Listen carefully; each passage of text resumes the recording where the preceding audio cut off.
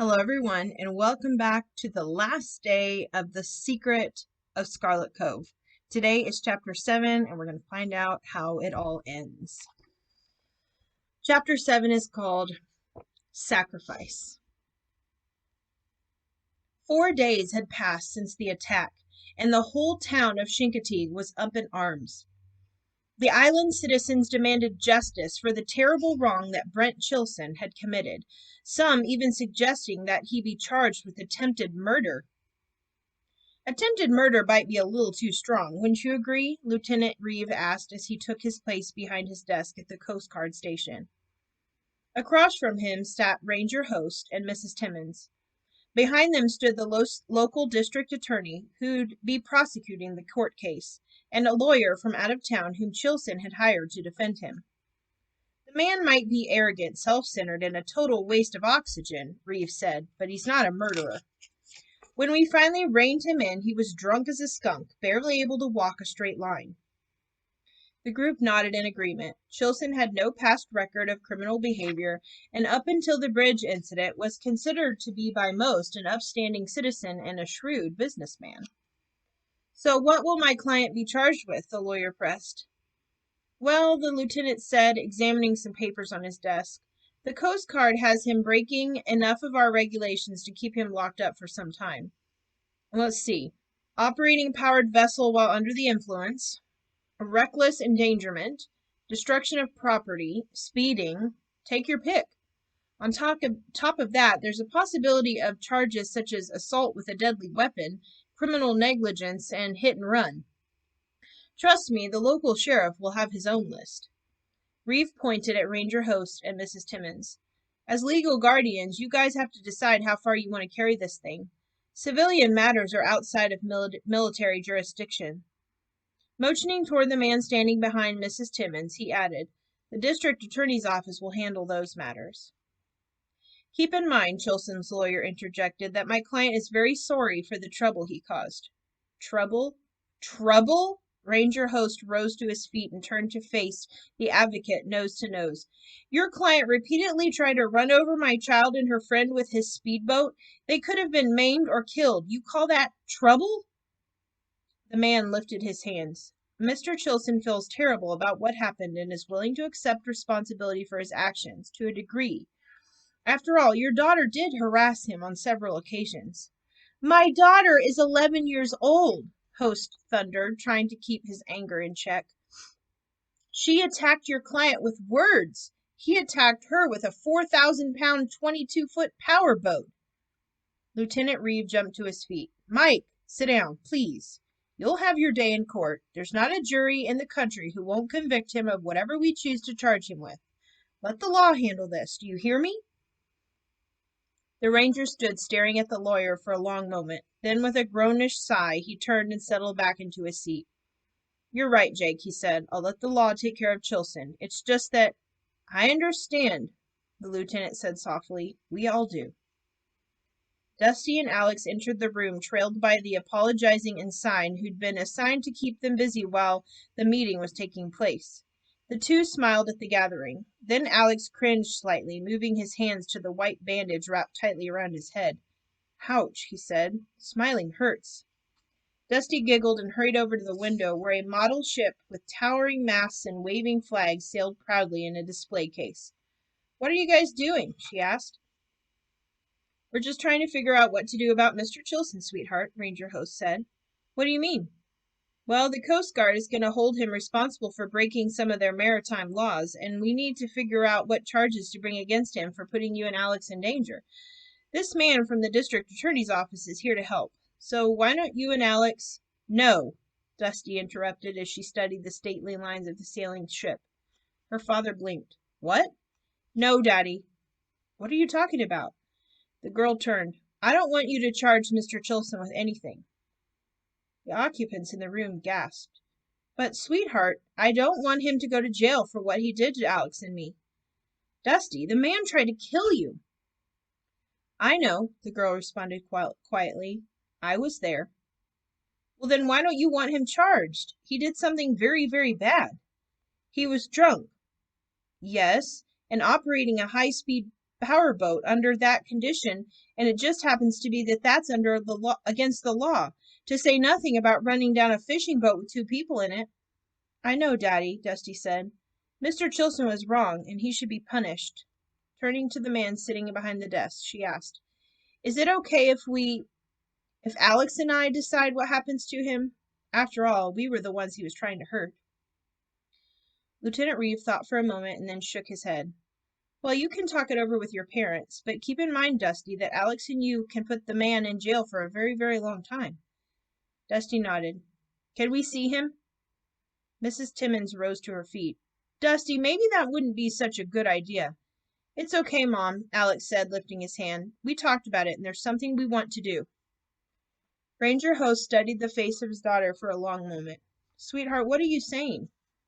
"Don't you remember what Miss Mitchfield told me that evening when we were walking along Black Duck Trail?" Dusty asked, moving close to her father. "She said that sometimes, to protect the things we love, we must make sacrifices. Well, that's what Alex and I want to do." "Chilsen isn't a nice man, and he deserves to go to jail," the ranger said. "I know," Dusty responded, "but that wouldn't change anything, Daddy." The man thought for a moment and then nodded slowly. "If you're absolutely sure," he said quietly. "Yes, we're sure." Brent Chilsen looked up to see the group coming down the hallway toward his windowless cell, led by 2 young people. He stood to his feet and cleared his throat nervously, unsure of what was about to happen. When Dusty reached the iron-barred door, she stopped. "I'd like to go in," she said. Lieutenant Reeve glanced at the ranger, who nodded. The jingle of keys was the only sound to disrupt the solemn silence. As the door creaked open, Dusty stepped inside and, without pausing, walked across the room and stood before the prisoner. Chilsen sat back down on his bunk and stared at the visitor eye to eye. "Dusty," he said, "Alex and I won't send you to jail for what you did if you agree to 3 conditions." Chilsen frowned. "What kind of conditions?" "First, you have to close Fantasyland, release the dolphins back into the wild, and leave Chincoteague forever." "And?" "You have to sell your speedboat and give all the money to the Humane Society." Chilsen glanced at his lawyer and then back at the girl. "What's your 3rd condition?" he asked hesitantly. "You'll have to agree that you'll never, ever run another swim with the dolphin business anywhere, anytime. You've got to sign a paper with the police department giving your word." "He agrees," Chilsen's lawyer called from the doorway.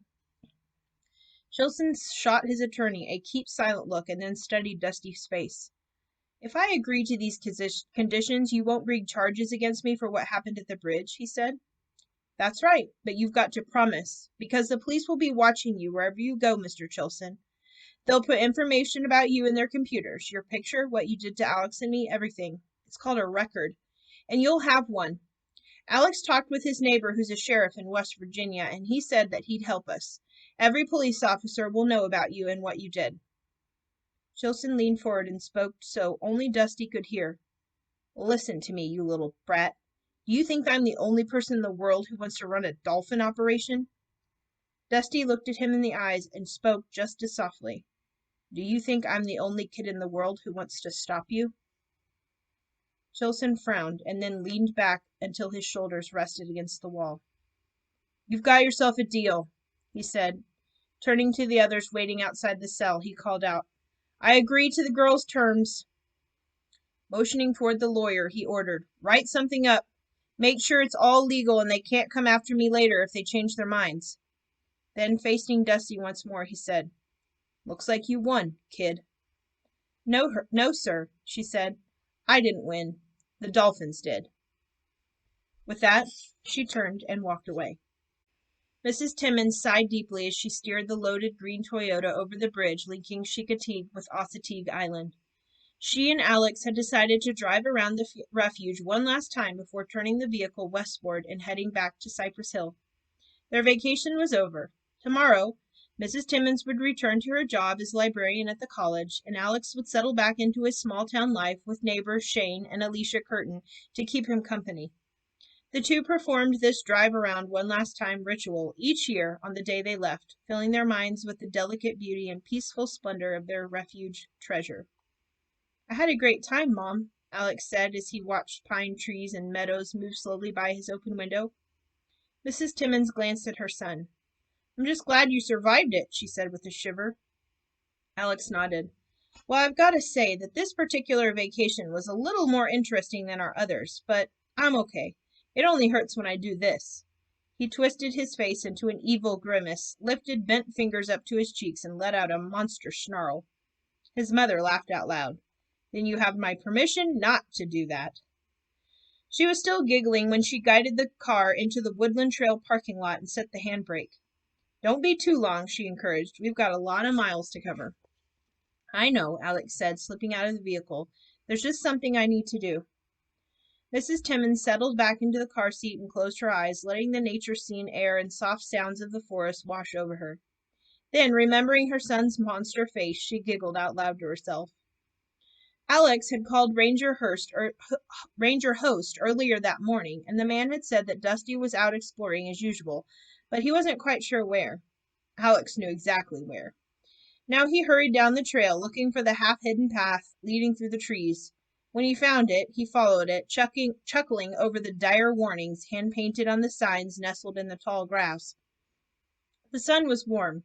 The forest echoed with bird songs, and the sea shimmered blue and inviting beyond the distant shore. It was a day just like the one he'd first wandered down this very path.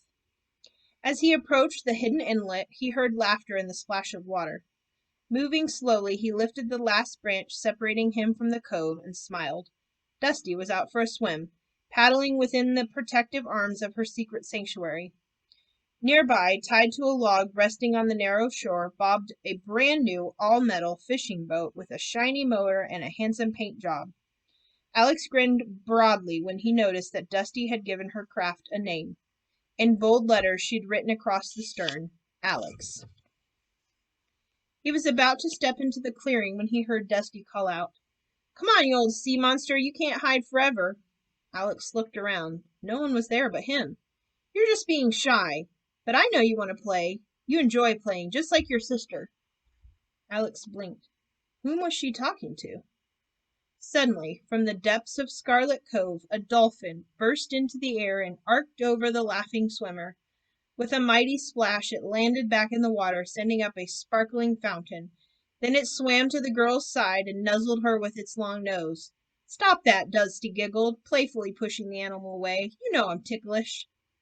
The dolphin slapped its dorsal fin on the water, sending a wave of swirling spray washing over the girl. Then it dived below the surface, only to reappear on the other side of the girl, talking to her with joyfully high-pitched clicks and chirps.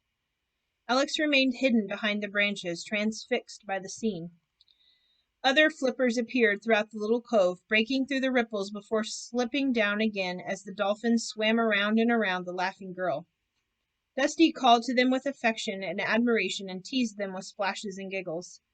Alex sat down on a log and put his chin in his hands, reveling in the full meaning of what he was seeing. There was no closed gate in Scarlett Cove. These animals were free to come and go as they pleased. Yet here they were, frolicking with a human being, jumping into the air, splashing through the water, sharing their world with someone who they knew respected them and would do nothing to bring them harm. "Like heaven," he whispered to himself as a smile spread across his face. "Just like heaven." Alex shook his head slowly. This was the perfect swim with the dolphins operation. Here animals, not people, made the rules. Here the sea, not some enclosed, guarded, and chemically sterilized cement pool, was the playground. The dolphins that visited Scarlett Cove got their food from the ocean and were free to remain with their pods, to raise their families, to stay with their mates year after year. Most importantly of all, every animal splashing about in the hidden inlet could leave any time it wanted. Each was at liberty to swim away and follow the silent call that for centuries had guided them and their kind through the oceans of the world. Alex stood, and after one final glance at the sparkling waters, turned away, allowing the pine forest to screen him from the very private and very beautiful scene. This was Dusty's secret world, and he didn't belong there anymore. His world was back in Cypress Hill, and he suddenly felt a strange loneliness for it. Besides, now he had a fantastic story to share with Shane and Alicia and all of his Pathfinder friends. As the little green Toyota traveled along the causeway leading from Chincoteague toward the mainland, Alex turned to his mom. What do you get when you cross an octopus with a cow? What? A farm animal that can milk itself. Mrs. Timmons chuckled, then thought for a minute. What do you get when you cross a karate expert with a pig? She asked. What? Pork chops. The two laughed and laughed as they sped westward, leaving behind their little island paradise. But both knew they'd be back again next year, ready and eager to discover the new adventures waiting for them where the road ends and the ocean begins. And that is the end of The Secret of Scarlett Cove. If you want to earn the marine mammals honor, I'm going to display their requirements on the screen. Make sure you check mark all of those off and then tell your club director. Thanks for listening.